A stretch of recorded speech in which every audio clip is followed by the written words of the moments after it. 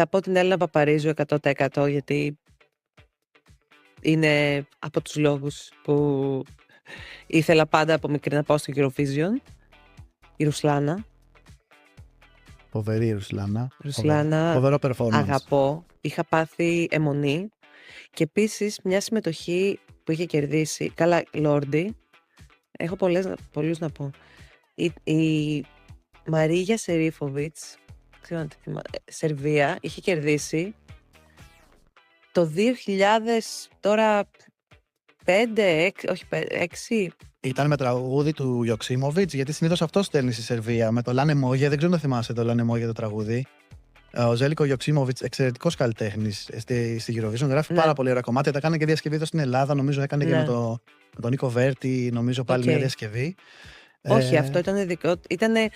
Δεν ξέρω αν θυμάστε, ήταν μια γυναίκα με κοντό μαλλί, μεγάλα γυαλιά και φορούσε κοστούμι. Και ήταν άλλες 6 γυναίκες πάνω στη σκηνή και φορούσαν και αυτές κοστούμια και ήταν κάτι πολύ ιδιαίτερο.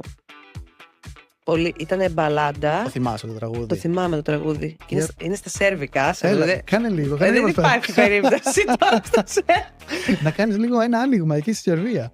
Δεν το θυμάσαι καθόλου, λίγο μας το πεις? Το θυμάμαι, αλλά μπορεί να λέω τώρα ότι να είναι λόγια. Θα με δουν οι Σέρβοι. Δεν θα βάλουν βότλους από κάτω.